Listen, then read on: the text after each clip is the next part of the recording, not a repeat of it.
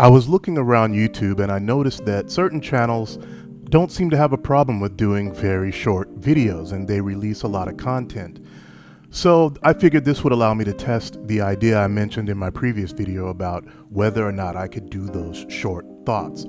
Things that I wanted to talk about that were not worthy of a major blog post or something like that. And this bit of news is something of an example of that. This article on blender.org says Japanese anime studio Khara moving to Blender. This is the studio that is known primarily for doing the rebuild of Evangelion movies. These movies, which start out as a remake of the 90s Evangelion TV series, but eventually veer off into something totally new and different. And not only are they very good, they have some of the best integration of 3D cell shaded mechanical design and animation with 2D hand-drawn characters that I've ever seen. In fact, on my first viewing, I was not even aware that some of these scenes were in fact 3D cell shaded because the animation is so much like what they were doing in 2D. But there are some important points in here that I want to look at as it relates to indie creators as to why they are making this move. Here's a quote from someone in the studio. It says, "We finally got a 3D creation tool like pencil and paper." The important thing to note here is that the main thing they're talking about is the grease pencil. The grease pencil is a recent addition to Blender, and now I personally have not really used Blender. I downloaded it before, I've looked at it.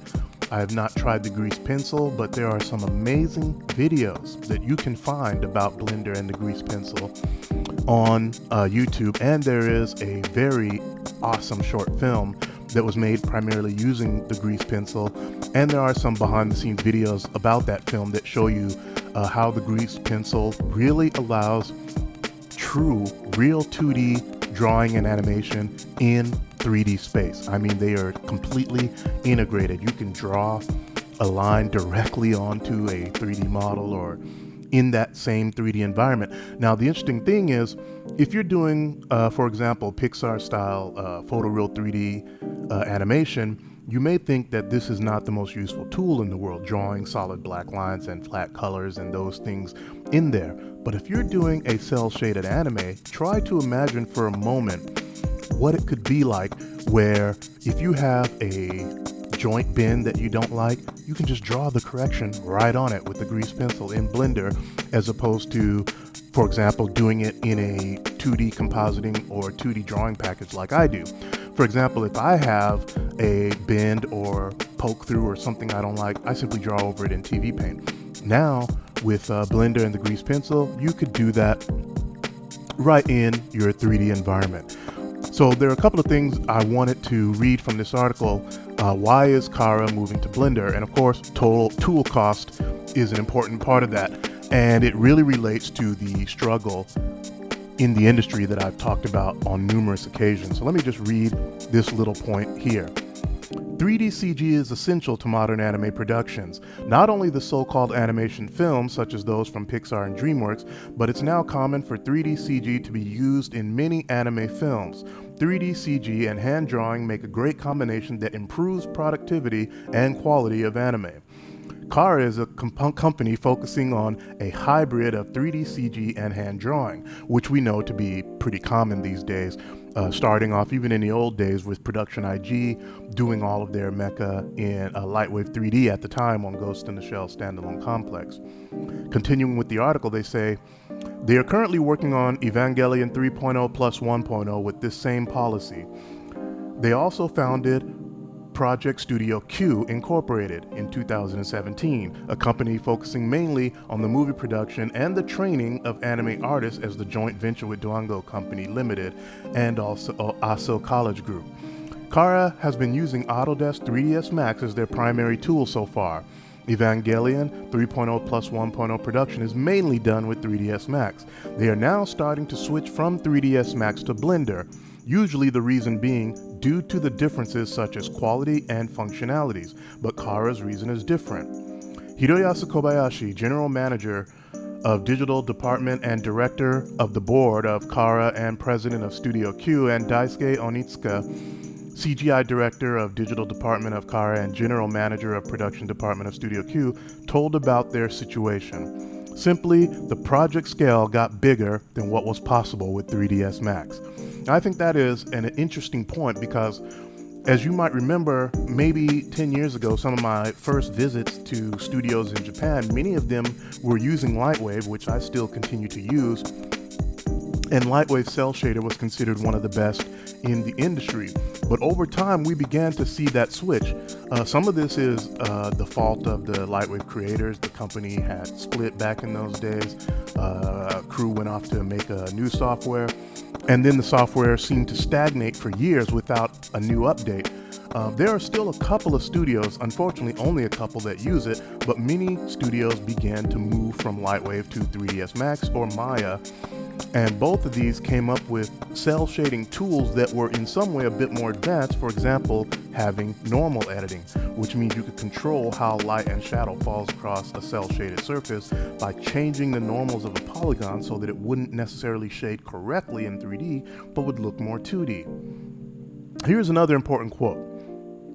We need more production resources from outside, not only from Studio Q. We need cooperative work with friend companies for our production. However, many of those companies are small or middle-sized, so if we stick to 3ds Max, it will cause higher management costs. Now, one of the reasons they're talking about is that 3ds Max is expensive. Even on subscription, it's one of the more expensive tools out there to be able to buy. And you can imagine how low budgets are on anime in general. These small studios of 10 to 15 people maybe cannot afford to actually pay the subscription fee. As it says here, according to Autodesk's website, an annual fee for a single user is 254,880 Japanese yen, which is easily well over $2,000. So that's expensive for an anime company, whereas I'm sure you know that budgets can be as low as $150,000 per episode on anime shows, and you have to buy many seats to be able to keep your artists up to date on the latest tools, and you have to maintain your subscription and maintenance. Well, Blender is free, so that is a huge advantage just from that point. Now, they say 3ds Max is an excellent tool and one of the industry standards, but in some cases it causes a lack of artists due to high costs. And what he means here is that even though they do have a lower cost student version, and I believe they might have an indie version, but what you get is because people can't afford it, you don't have artists at home who study it on their own. You don't have people who use it as hobbyists. It's a very studio-oriented professional tool. And that means they have trouble finding young talent to bring into the industry. They thought of moving to Maya, which has as many users as 3ds Max in the industry. We worked with data prepared for both 3ds Max and Maya for Maya users, said Onitsuka, but resulted in a duplication of work resources to have the same data twice. This is why Blender attracted their attention. So I think the new release of Blender 2.8 and the grease pencil is a big part of that. As you see here, no lack of functionalities are blocking the switch. In fact, grease pencil was a key to make the move. So you're looking at, from what I've seen, people have been raving about Blender 2.8 since it's come out. And I would say that the functions are really right up there with the latest, greatest in 3D animation packages. It really does have everything you need, including amazing fluids for water, gas, smoke, and fire. Some of the best I've seen, actually. I mean, I'm not saying it's Houdini, but the thing is, when you consider a free open source package which anyone can download and begin to learn, it is extremely powerful. And its reputation, as it says here, being for beginners or for students, is no longer the case. Blender has really come into its own and is, becoming one of the top packages for doing high quality 3D. And as you can see here, I feel the latest Blender 2.8 is intentionally filling the gap with 3ds Max to make those users feel at home when coming to Blender. I think the learning curve should be no problem. Blender 2.8 is pretty much there now. It really has the tools and functionality that people would need. And of course, the grease pencil is something that these other tools simply do not have. And this is an example of a line drawn in 2D and how it becomes, and you can see it even has the thickness and thinness based on pressure of your stroke, but it becomes kind of like a flat 3D object in your environment.